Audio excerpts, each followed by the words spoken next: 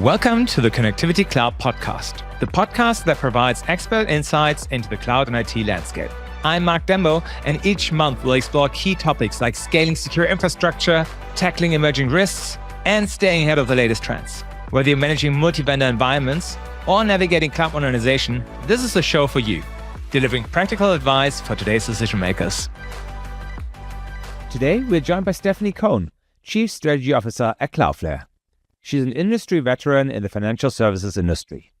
Before joining Cloudflare, Stephanie spent over 2 decades at Goldman Sachs, joining as an analyst in their M&A team, where she rose to become the global co-head of consumer and wealth management.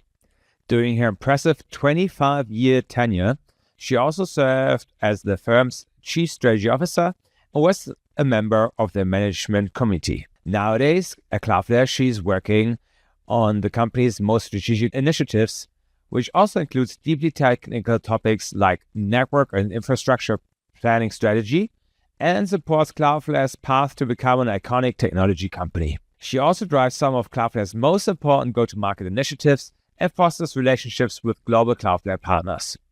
She spends a lot of her time focusing on Cloudflare's innovative developer platform. And last but not least, given her background, she spends a lot of time talking and supporting companies in the financial services industry. In this episode, we will talk about how traditional banks are navigating the shift from brick and mortar to digital-first operations, while managing complex legacy technology stacks. We will also cover how leading financial institutions are leveraging AI and machine learning to transform decision-making processes and enhance customer experiences. Moreover, we'll talk about the delicate balance between rapid innovation and regulatory compliance, and share insights on how banks can successfully consolidate and modernize their technology infrastructure. If you are a strategy or technology leader in the banking and financial services sector, this episode will be packed with insights relevant to you. Stephanie, thanks so much for joining us today. Mark, it's great to see you. We get to talk all the time, but it's wonderful to be on your podcast. Thanks for including me. Thanks for being here. Let's get started. You mentioned already we speak quite frequently.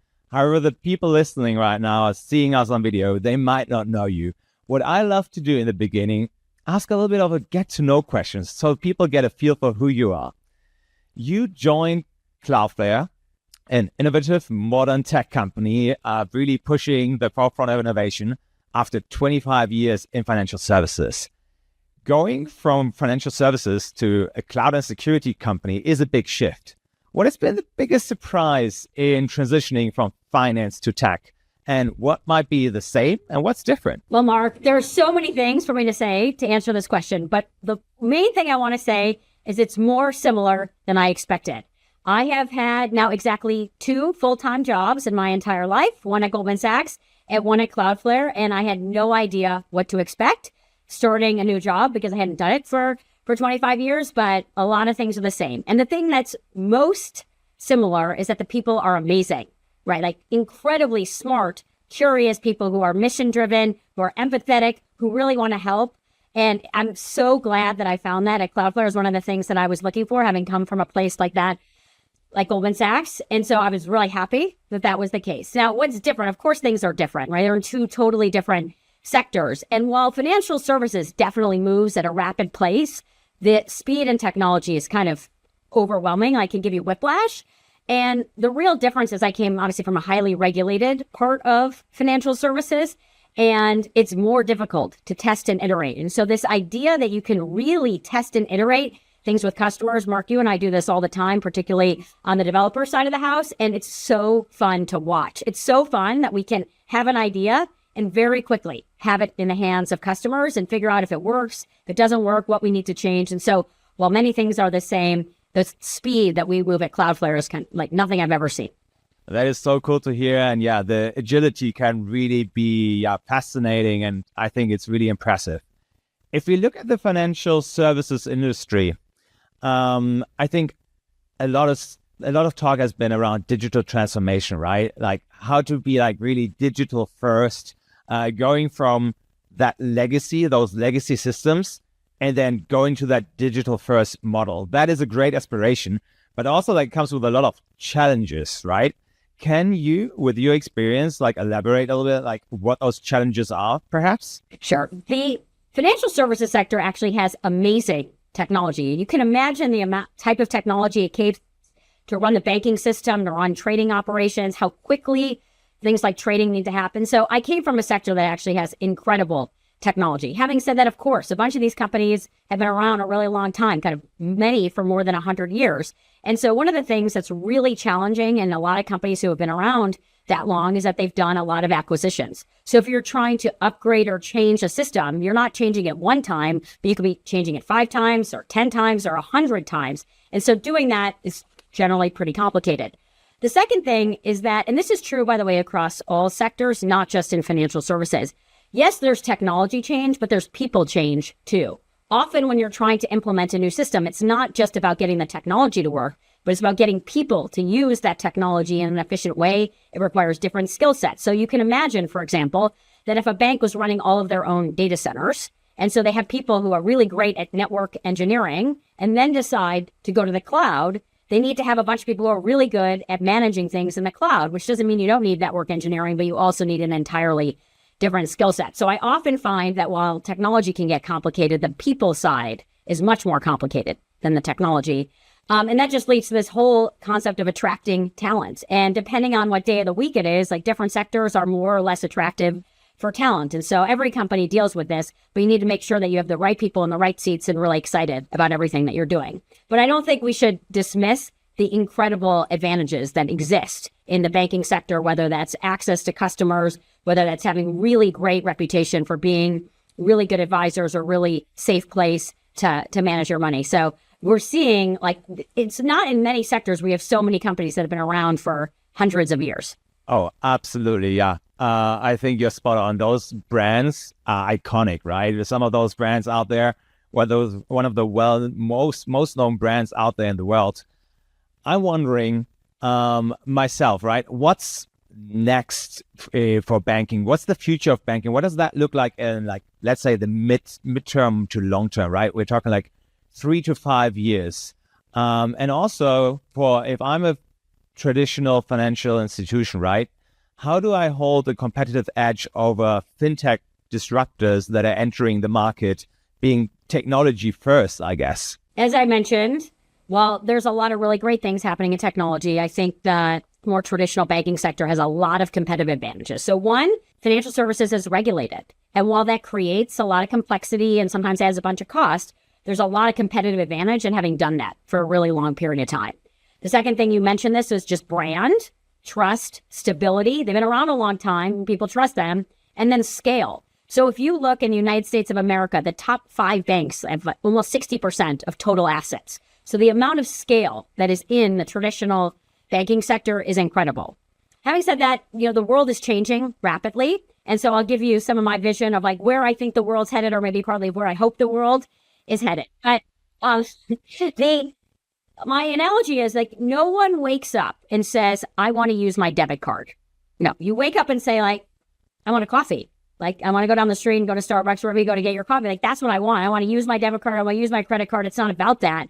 It's about this idea that you either want to spend money on something, you need to borrow money in order to do that, or you have extra money and you want to invest it and you want it to have some sort of return. And so I think there's this idea of financial services being more invisible, being easier, more seamless. Like it's not something that you have to do. And we're already seeing this, right? So when was the last time, Mark, because you live in Europe, you pulled out a credit card to pay for something or pulled out cash and counted or got change, right? So you would be surprised about the state of European payments, but I'm with you, Stephanie. I try to not do that. I think 90% of the time I tap and go. Yeah. And so I think this idea of financial services being embedded in things that you do, whether it's embedded in your phone, it's embedded in aspects of how you interact with your vehicle, whether it's embedded in like the brands that you interact with every single day.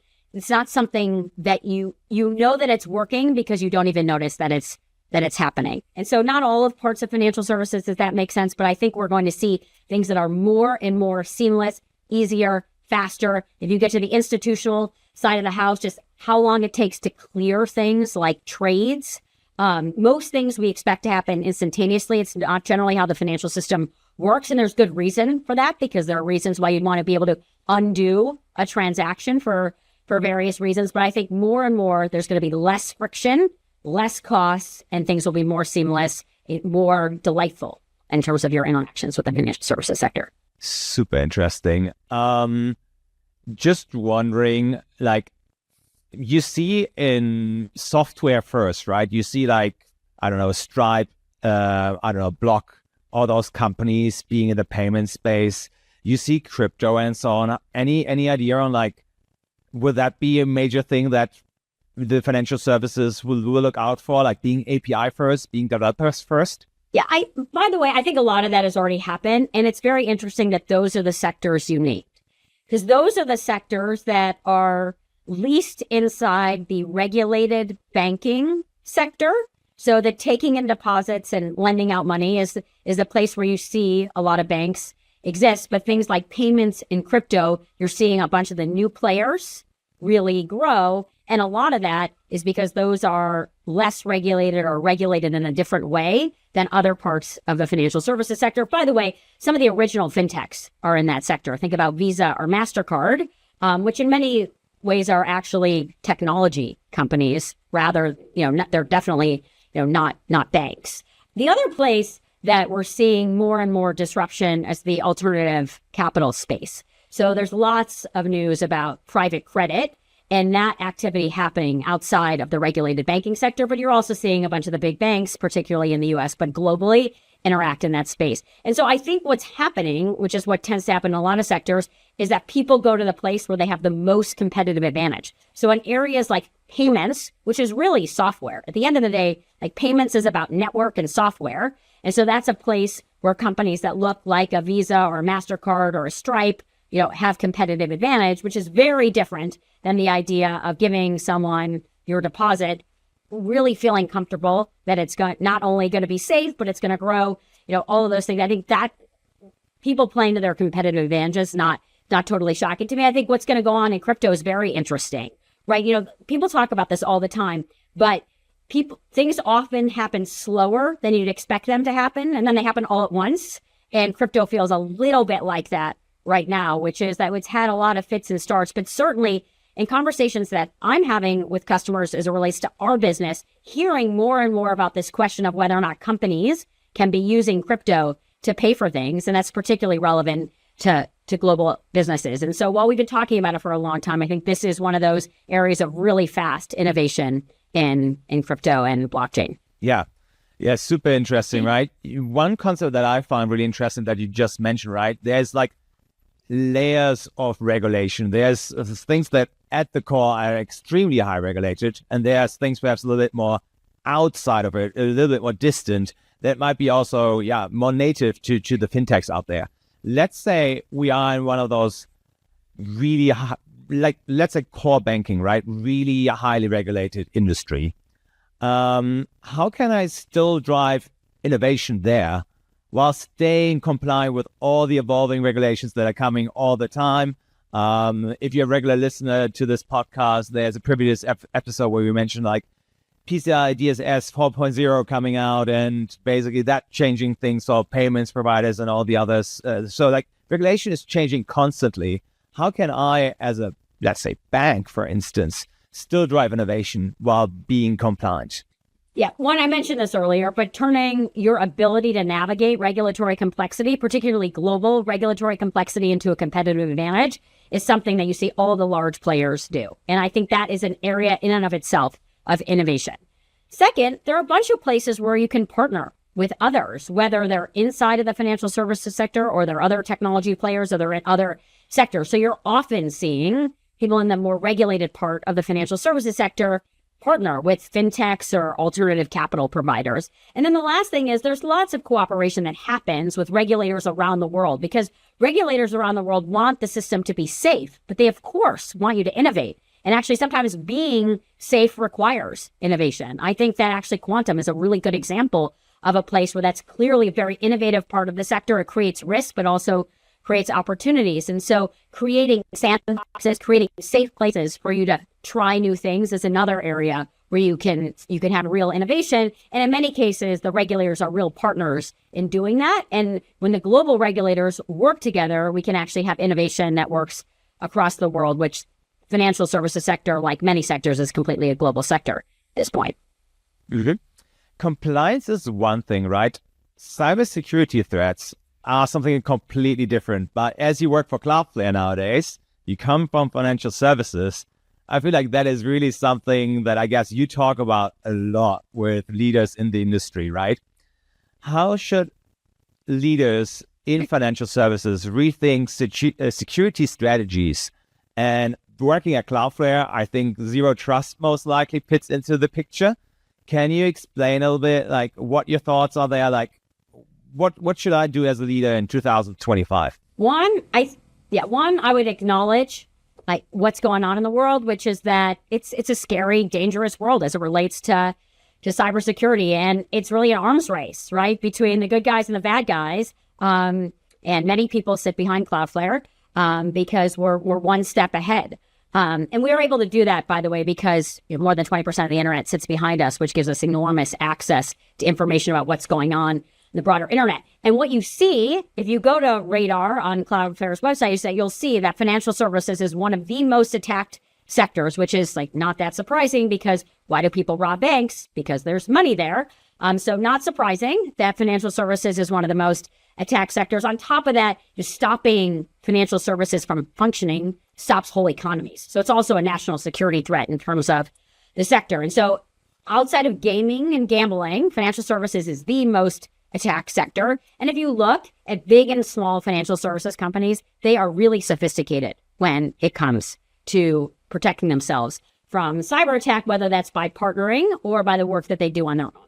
So a couple of things, and I will absolutely get to Zero Trust, is one, we find the financial services sector actually does a very good job of working together because you're only as strong as your weakest link. My guess is that many people have bank accounts in multiple locations. And so it only takes you being compromised in one place to have real risk in another place. And so we find that the leaders in the financial services sector are really good at working together. And they also work with companies like Cloudflare because we have access to information that's different than what they have access to, and we have different capabilities.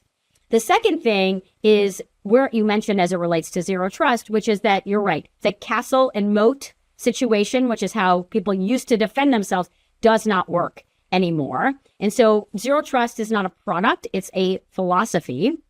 And so it's this idea that we really have to understand what the features are of the person trying to access the system. And does the person trying to log into Mark Dembo's computer behave in the way that we expect Mark Dembo to behave? Are they where is he located in the world? What is he doing? And so what I found is that people are more and more interested in this type of philosophy. And it's one of the changes that really struck me when I showed up at Cloudflare. And so at Cloudflare, we use our own Zero Trust product, and the experience is really seamless. But given who Cloudflare is, you can imagine what type of cybersecurity we have protecting ourselves and obviously protecting our customers as well. And the experience doesn't feel like that. It doesn't feel like painful and clunky. And so I do think that the world is, once you adopt this idea that your own corporate network is basically the internet and the internet is your corporate network, and we really need to have a good sense for who you are and what systems you, Mark Dembo, can access. And if you, Mark Dembo, are behaving the way that we expect you to behave and are logging in from the place we expect you to log into, you really can have a very wonderful, seamless experience. It's really fast, by the way, but also really secure. And so I do think that that's where the world is headed. The third thing I do want to make sure I talk about, and it's been a little while, we haven't really talked about AI. You said at the beginning, but we haven't gotten there yet. I think this is one of the hardest things for all companies, not just financial services companies, which is you want to make sure that you're adopting all this new technology, but you want to make sure that your employees, your data, and your networks are secure. And so this is the other area we spend a lot of time with financial services company, which is how do we make sure that we can adopt the latest and greatest things so that we can serve our customers well and our people can be really efficient, while at the same time not opening ourselves to more threats. And by the way, Zero Trust is a really good example of the framework for how to think about that.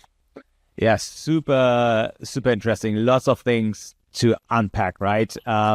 First of all, I wasn't aware that financial services is that much targeted, but makes total sense the way you explained it. I really love that picture of like, why do people rob banks, right? I mean, like, it makes so much sense. By the way, Stephanie, you referenced a great resource, right? For our listeners, if you don't know it, radar.cloudflare.com, amazing dashboard online, interactive. You can basically see insights into what's happening in the web, traffic flows, how many API access versus normal access, and also attacks.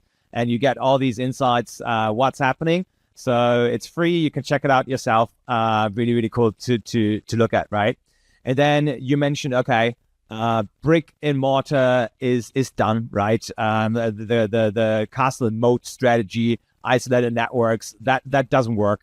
Zero Trust is here to help that, and at the same time, it can improve user experiences. To do that with the right mindset and framework and technology, and then also that allows you to unlock new technologies like AI. So and the use of it, right? So really, really a lot of insights right there. When we take a step back, right, and we look a little bit about strategy, right? Zero Trust, quite technical, right? It's a cyber security mitigation strategy, I would say, defense, right? One thing that I guess every organization wants to do, if you're out there long enough, and you mentioned some of those banks have this really long history, is you have that tech debt out there. So it just occurs, right? Basically, the moment you push an application, the next day you have tech debt. So at some point, you find the budget and you find the stakeholders to finally push through that infrastructure modernization, and it goes all wrong. I think we've all seen headlines of it not working. There are mistakes out there. Stephanie, you talk to a lot of Cloudflare customers. You have been in the industry for a long time in a strategy role, part of strategy, certainly. As you said, financial services companies are also really great technology companies. Coming now with this big intro to my big question, what are some of the common mistakes that you've seen banks do when they implement new technologies? And perhaps what are some things people can do, leaders can do to avoid them? And this happens across sectors. It's not just about banks, it's not just about financial services, but a lot of times people are public companies and they report metrics every quarter. And anything that requires real change takes longer than that. And so the best way to go after this is, right, to realize how long it's going to take, to realize that in the middle, it's going to be hard, that things aren't going to go exactly the way that you expect them to go, and you may have to pivot and change. So the mistakes I see people make are doing things piecemeal, are not seeing something all the way through, kind of stopping part of the way, and not having the right metrics and accountability to figure out whether or not you're on track or off track. And if you're off track, realizing, you know what, we have to start over, we have to do something different. And then the last comment I'll make overall is, who are your partners in doing that? Because you often need expertise that lives inside of the company. So partners around your company, whether that, the business side, working with the engineering side, working with the finance side, but on top of that, partners outside. And I think people make mistakes on both ways, which is having too many external parties doing something, and then they all come in, the army comes in, they do it, and then they leave, and there's no adoption because no one from the company was actually involved in it, or the reverse,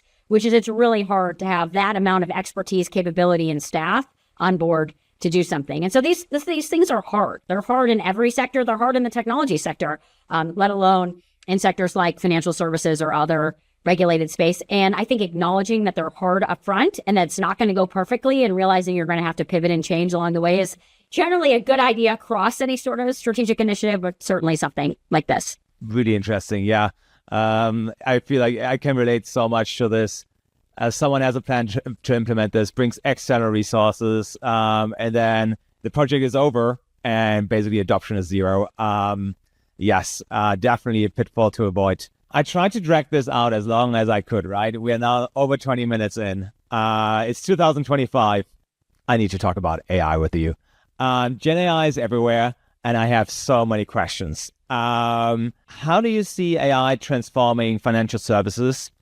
Is the biggest impact, I guess, process automation, customer service, or somewhere else where I might not see it? Like, those are my guesses. And what are key challenges that banks face when they adopt and try to scale out those AI-driven innovations? Yeah. So one, the answer is, of course, no one knows the answer to your question. So I'm going to give an answer to your question, but no one knows the answer to your question. This is what I know is like not going to survive. Today, you have a situation where people write a few bullet points and ask an LLM to write them an email. They then send that to someone else who then asks their AI agent to summarize it into a bunch of bullets. And my guess is that that state of the world doesn't survive. And we're going to end up with something that's much more interesting than that. So what we're seeing today is lots of real excitement in things like customer support, which makes a ton of sense. And by the way, we're saying the same thing at Cloudflare. It's letting people focus on the tasks that are hard and more complicated and getting all these things that were really mundane, like off their plate with answers much faster and much better experience to their customers. So is everything perfect? Like absolutely not. But I think we're seeing real improvement there. I think lots of sectors are doing that. And so we're all learning from each other. And so I think that will continue. And I think that's really going to help that seamless financial services experience that I talked about earlier. The second thing is machine learning has been used in financial services for a really long time, whether that's in credit decisioning, whether that's aspects of trading. There's all these places where very sophisticated models have been operating at the speed of light to make real decisions in financial services. And I think that's only going to continue. By the way, we need to make sure that that stuff is safe, right? We need to make sure it's not biased. We need to make sure that when models are making decisions that we understand why they're making those decisions. And certainly in large language models, that's more complicated. But I think there's a ton of places in financial services where that will happen. And financial services is incredibly data rich and has been data rich for a long time. And when you see data rich sectors, that's a place where you're really going to see a lot of AI. And the last thing is there's lots of humans in financial services. Financial services is a relationship business, whether that's investment banking or wealth management. And I think that we are going to see more human to human interaction. I think people crave that. I think trust is really important. And so I think we're going to continue to see that, but AI can make those people enormously more productive. If I think about the things that I did when I was an analyst, a lot of those things can get done by a machine. And you know what? They weren't that enjoyable to do. I'll give you one example of just something kind of funny. So when I first started as an investment banking analyst at Goldman Sachs, when I needed to do analysis on a company, I had to call the library and have them print like 10Ks and 10Qs for me. And then I had to implement that, like input all that information into an Excel spreadsheet. And obviously like no one does that anymore. It's like crazy. I used to like at night I would call and ask for the stuff and it would like get delivered to my desk in the morning. Okay. So obviously that's already gone away, but I'll tell you when I started, people would talk to me about how they didn't use Excel and they used to graph with a ruler. You know, they would get the ticker tape and they would graph with a stock price chart was like an amazing thing because you actually had to graph it. And of course you could like in 2 seconds, you can pull that up on your phone in your pocket walking down the street. And that was like an amazing thing to show a CEO before me. By the way, I'm not that old, before me. And so like that level of change, like I think is what you're going to see. And that level of change is great from a productivity perspective. It allows us to do a ton of innovative things. And so I think there are all these ways that AI is going to make us all much more effective and efficient. But, you know, financial services has all the problems everyone else has, which is like, how do you protect your privacy? How do you make sure that your own information from like, your intellectual property is not getting out there into the world? And how do we make sure that what's coming out of the models like makes sense? And then the last thing, and this came up, we often do financial services roundtables with executives, but this question came up of like, how are we going to make sure that the analysts of the future like actually understand this stuff, not just have a model do it? And by the way, we had the people who didn't use Excel had that same question about Excel. The people who used Excel but had to input the stuff in there rather than the financial statements already being in there. Like everyone has always had this question, which is we're going to figure out a way to train the next generation. But yeah, it's going to be different. And so that gets back to what I said all the way at the beginning, which technology problems are hard, but talent and people issues are harder. Super interesting. Love the anecdotes. I think lots to learn. The industry has been actually changing all the time. Perhaps the pace now is picking up. And as you said, no one knows exactly how the future looks like. If I'm a leader, right? So I'm a CIO or a CTO, and we meet each other in the elevator. Stephanie, what kind of advice would you give such a person who's responsible for steering an organization through a time of so much rapid innovation, where actually the obvious thing is not obvious, right? Everyone understands, okay, AI is here to stay, we'll do something with it, but how exactly that's going to look like, who knows? At the same time, new models, new tools, new also regulation is coming out, like pretty much daily. What kind of advice would you have for me as a fictional CTO? Okay, I'll give you the advice that I often give my team. Leave the building, right? Get out, talk to people. And don't just talk to people in your own sector, but talk to people in other sectors. Because again, no one knows what the answer is, but the answer is out there, right? And the future shows up unevenly. And so no matter what company you're at, you don't have all the answers in your building. So get out of your building and figure out like what other people are doing, what other ideas you have. The second thing is related, which is like figure out who you should work with. Like who are the people you should work with? And on that note, often having, again, too many vendors can open you up to enormous amounts of risk, but there are great people out there who have great products, great capabilities.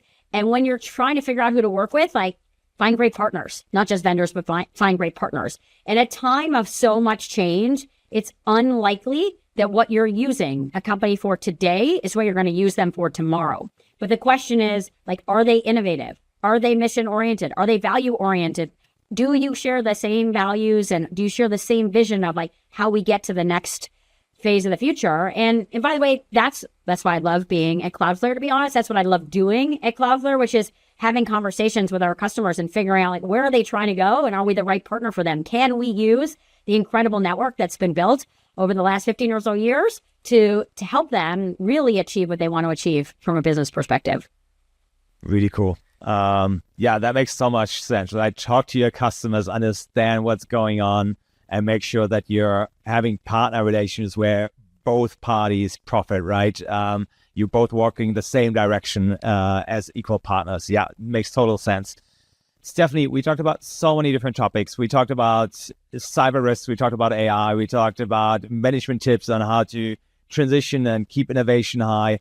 Before I let you go, I have something that I call the quick fire questions, right?